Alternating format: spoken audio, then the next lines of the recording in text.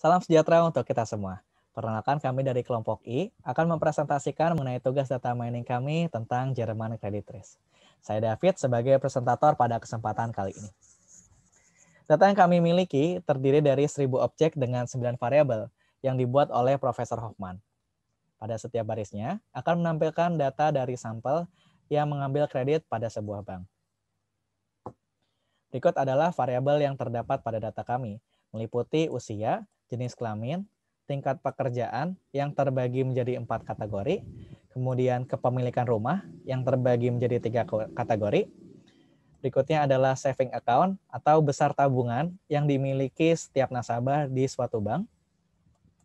Berikutnya ada checking account, ada credit amount, setelah itu ada durasi pelunasan, dan yang terakhir adalah tujuan setiap nasabah atau customer melakukan kredit.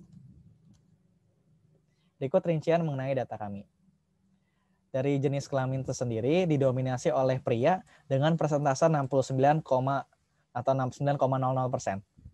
Kemudian dari tingkat pekerjaan didominasi oleh mereka yang tipe pekerjaannya ini membutuhkan keterampilan khusus sebesar 63%.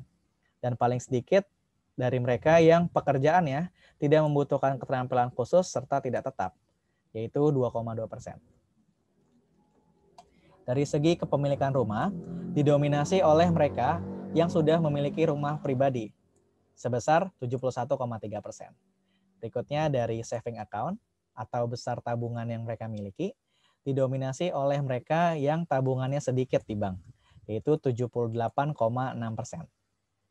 Kemudian untuk tujuannya tersendiri melakukan kredit, tujuan seseorang melakukan kredit di sini didominasi dari keperluan membeli mobil dan keperluan membeli radio atau TV. Sedangkan paling sedikit untuk keperluan liburan atau domestic appliances di sini. Berikut adalah distribusi usia dari setiap customer yang melakukan kredit. Terlihat di sini didominasi oleh mereka yang berusia 20 sampai 40 tahun secara rata-rata. Selanjutnya adalah hubungan antara umur customer terhadap besar nominal kredit. Dari sini terlihat bahwa meskipun rata-rata didominasi oleh mereka yang berusia 20 sampai 40 tahun, namun untuk mereka yang berusia 50 tahun ke atas, ternyata besar kreditnya tidak kalah dibandingkan dengan mereka yang berusia 20 sampai 40 tahun.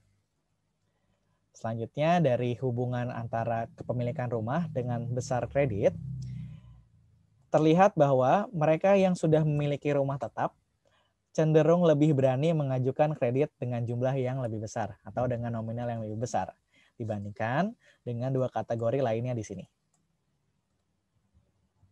Kemudian hubungan antara tujuan peminjaman dengan besar nominal kredit. Nah, meskipun radio atau TV dengan mobil mendominasi dari segi jumlah kredit, ternyata untuk keperluan vacation atau liburan di sini memiliki nominal yang paling besar. Nah, justru terbesarnya dari vacation yang paling sedikit. Nah, tetapi untuk keperluan domestic appliances atau perabot rumah tangga, ternyata besarnya juga sedikit, seperti jumlah mereka sendiri. Jumlah mereka yang memiliki keperluan untuk domestic appliances. Jadi kita lihat di sini sebenarnya ada potensi dari segi liburan apabila ditingkatkan kreditnya. Kemudian hubungan antara tingkatan kerja terhadap durasi pelunasan. Di sini terlihat bahwa mereka yang berasal dari kategori tidak memiliki kemampuan khusus dan tidak menetap cenderung memilih kredit dengan durasi yang lebih singkat ketimbang mereka yang berasal dari 3 kategori lainnya yang lebih berani dengan durasi lebih panjang. Berikutnya untuk tujuan peminjaman terhadap durasi pelunasan, terlihat di sini ternyata untuk apapun tujuannya, durasi pelunasannya ini rata ya. Tidak terlihat perbedaan yang signifikan. Selanjutnya kami membagi data menjadi 3 klaster. Yang pertama kami sebut klaster 0, yaitu mereka yang memiliki risiko pembayaran medium, sebanyak 375 data. Yang kriterianya adalah usianya dewasa, kredit amount-nya besar, serta durasi pelunasannya panjang. Berikutnya klaster 1 atau mereka yang tergabung di sini memiliki risiko pembayarannya buruk sebanyak 259 data. Kategorinya sebagai berikut, yaitu usia dewasa hingga lanjut usia, kredit amount-nya sedang, serta durasi pelunasannya pendek. Klaster yang terakhir, klaster kedua, klaster ini memiliki risiko pembayarannya bagus. Jadi terhindar dari istilah macet pembayaran sebanyak 366 data.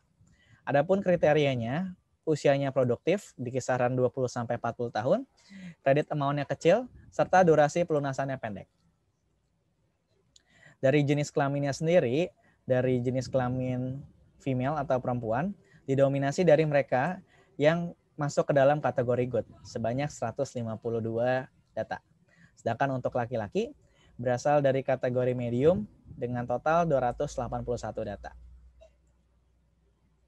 Dari tingkatan pekerjaannya sendiri, didominasi dari mereka yang pekerjaannya membutuhkan keterampilan khusus, baik dari kategori atau klaster bad, medium, ataupun good.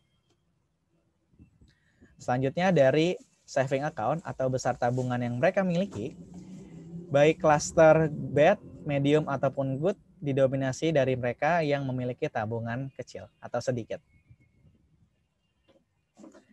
Selanjutnya untuk tujuan melakukan kredit, dari tujuan berbelanja mobil atau kredit mobil, didominasi dari mereka yang tergabung di klaster medium.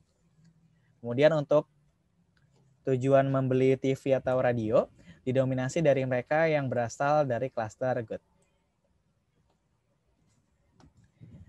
Berikut adalah kesimpulan dan rekomendasi kami. Peminjam didominasi oleh laki-laki dan memiliki pekerjaan yang membutuhkan keterampilan atau skill, serta mempunyai rumah sendiri dan memiliki tabungan dengan nilai yang sedikit. Selanjutnya, berdasarkan tujuan pengajuan kredit, mayoritas ditujukan untuk membeli mobil dan radio atau TV.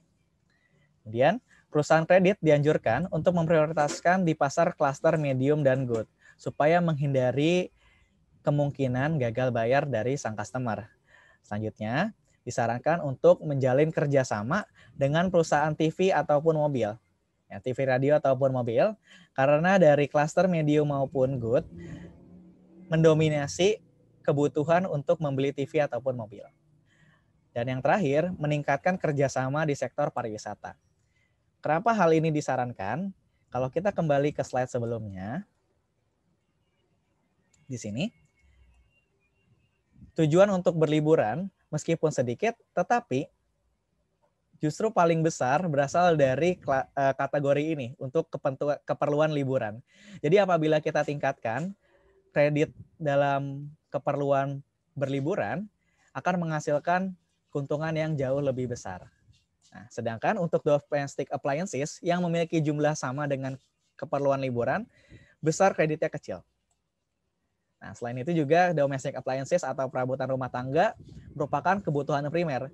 Jadi kita tanpa diperlakukan promo juga tidak apa-apa karena masyarakat pasti akan mencarinya. Sekian presentasi dari kami, kurang lebihnya mohon maaf. Terima kasih.